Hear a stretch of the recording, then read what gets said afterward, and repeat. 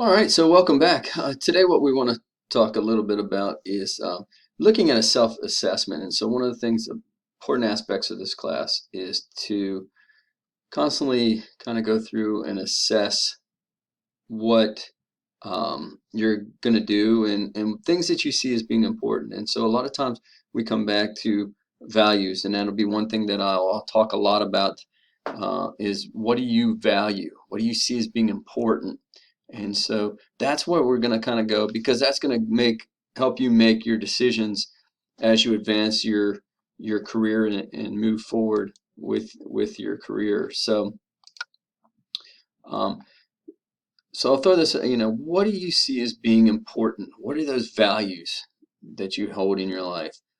Some common ones, and I've listed a good number here. Some of the common ones that you'll probably run into are the, you know, recreation and sport. I think I would assume that you think that's very important because you're going into this field. And so recreation and sport must have played a vital role in your life somewhere down the line, that it had that lasting impact that you want to continue to work and be associated with that.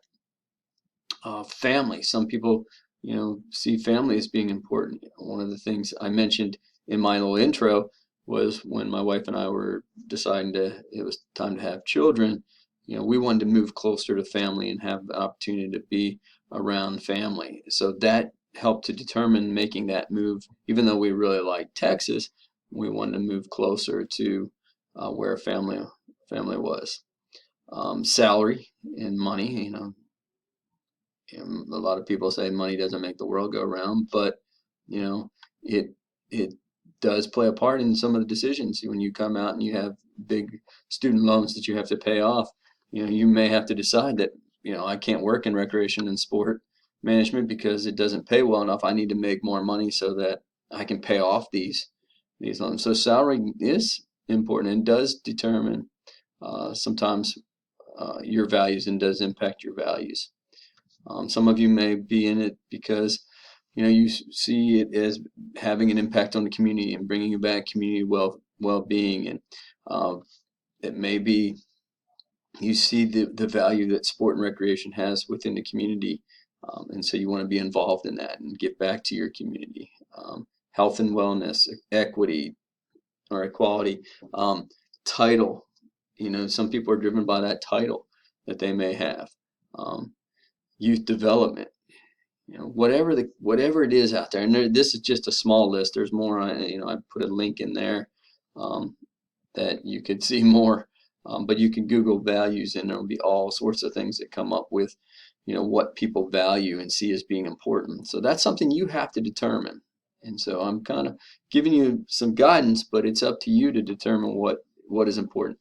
Because as soon as you create your values and understand what you see as being important, again, decision making becomes easier because it's going to be based upon those things that you really value and see as being important. Other questions to ask yourself, and again, introspection. I'm asking you to assess yourself. You can lie about it, bluff it, but you really can't lie to yourself. You really can't. Um, the truth is going to come out with your strengths, your limitations, your priorities. So, think about it and be honest with yourself. What do you see as being your strengths? What are those things that you're really, really good at? Is it, I can really good at meeting people, talking to people, finding commonalities with people? Um, is it that I'm really good at, budgeting? Am I really good at creating displays on the computer? Whatever it is, think about what those strengths are. And that's going to help you also to make decisions because you're really going to want to focus on, what are those things that I'm really good at? What are your limitations? We all have those things that we're not so good at. So now we have to look at those things and focus on those as well. If we're not good at them, hey, we got two things we can do. We can practice and get better at them, or we can just try to hide them and hope that nobody finds out what those limitations are that we have. But it's something to keep in mind. What are your priorities? Values help determine what our priorities are, but what are those priorities? Is it to, continue education and learning and with the opportunity maybe to advance in higher education, or coming back and teaching into college? Or is it to get a job out in the field and get a job in this particular realm that, whether it's sport, recreation, with one of those different niches that exist within it? Is it to travel and see the world while you're working? You have to consider what those priorities is family going to be a priority, and then having children and starting your own family. Sometimes with entry level positions in recreation and sport management, that's tough because you're working a lot of hours. Um, so it's things to keep in mind as you move forward. Um, So job internship related priorities, some of those that are out there. Organizational climate, basically what are the work conditions like? Do you have a lot of interaction? Do you have a good group of people that you're getting the opportunity to interact? Does your organization help you support professional development and opportunity for advancement in your field, and further learning within your field? What are the facilities like? Are they well taken care of? Do they have nice facilities? The opportunity for advancement within the organization, or moving on into a different organization and having an opportunity to advance your career off of that. So looking at the organizational climate, that's probably an important priority. Gosh, I love working here at Coastal with the group of faculty and staff that I get an opportunity to work with. It's fun to come into work every day, um, and because it's a good group of people that know how to work, but then also know how to enjoy each other's company, and talk and communicate with each other. That helps make it. While my pay might not be as good as some other places where I might be, that makes up for it. And the agency philosophy, is there a match? So one of the important parts, we have you do a professional philosophy. We do that not because we love reading professional philosophies, but because we want you to think about what you see as being important, and then making sure that that matches up with that agency that you're going to work with.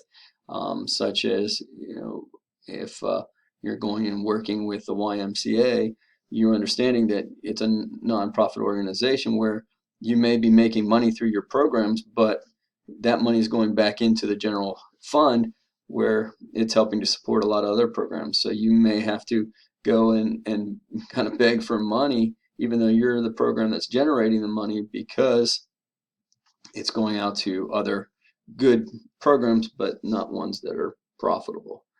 If that's going to annoy you, then maybe that's not a place that you want to be, because it's going to be very frustrating to work there. So you just want to make sure that your agency and your philosophy are a match. What types of services do they provide? Is it, a wide variety, or very specific? Some people like that wide variety because there's going to be, you know, um, miscellaneous items that come up throughout the day, and you're going to have an opportunity to deal with a whole realm of different activities and opportunities. Whereas sometimes when it's very specific, every day I'm going to go in here and do this. So a lot of times, when you work with bigger agencies, they oftentimes have an opportunity to get more specific with the jobs, and so it kind of limits some of the times the things that you can do. But professional athletics, you're going to be working pigeonholed in a specific area and not have much variety. But as a working in minor league baseball, for example, you're going to have to wear a whole heck of a lot of different hats and to cover it, because they're usually small staffed. Right now, I just talked to one of our alums that's working in Asheville, and I think they're down 7 jobs, 7 positions. Well, the ones that are there have to make up for all those other positions. So she has one title, but she does a whole lot of other jobs, because they're providing that service, but also there's a wide variety of tasks that need to be done to make sure that they give that opportunities. So job scope, kind of getting into what are your responsibilities going to be, and that might be a drawing factor or a priority for you. Salary, geographic location. I've talked to many students that say, I want to work in this particular area of the world, and maybe not care as much of what they want to do, just as long as they're living in that particular region, area, state, whatever the case may be. Opportunity for travel, is that something? Agency reputation and the networking opportunities within that agency and the connections that agency might have. Now, based upon these, one of the things that you can do is then start creating what your goals and objectives are. And that helps you to kind of start creating your path for achievement. So as we're talking about this career path that you're going to write up, you want to start looking at what are, my goals and objectives for my career. Where do I hope to get to? And again, setting up goals and objectives help you get to that. That provides you that path. So we'll ask you in your paper to kind of come up with some short-term focus, but you can also look at those long-term. It helps provide that attention and focus your attention on what you want to accomplish. And then when you go out to your internship, you can share that with your site supervisor, and that can also help them provide you a better situation. So start with your goals. The goals were general statements of intent. They point you kind of in the direction that you want to go in. And then you also can look at your internship goals, focus on those skills, those entry-level skills that you're going to have to get to be successful. So it might be, some basic computer skills. It might be basic budgeting. It might be customer service skills and problem solving. Those are things that you might be able to work on. Marketing, the sales, all those great things. Career set for your idea for 5 to 10 years out, and then you can get back into your focus areas. What's that work environment going to look like that you want to work in? What's that job title that you want to have in 5 to 10 years? And again, be realistic. You're not going to be out there being the GM of the New York Yankees in 5 years. So be realistic about what you want to do. One of the parts of that project that I gave you with the career path is to research out what other people who hold those positions that you want, how did they get started? And then you can kind of follow their path. Everybody has their own path, but you can kind of get an idea and point yourself in that right direction. So this is kind of a little, I like this because it kind of gives you an idea of how everything kind of fits together. So culture, faith, education, experience, mentors, they start building your beliefs. So your parents, your faith, your education, the experience you have, the culture you come from, they all start building your beliefs. All right? Those ideas that you hold to be true. Okay? That sport and recreation play a part in our society, right? We have these things that kind of lead into that belief. Then we build into our values. The values, career success, family, happiness, wealth, all happen to come together and create our values. And then your attitudes, which your values lead into your attitudes, how you treat others and approach situations. And that eventually leads into behavior.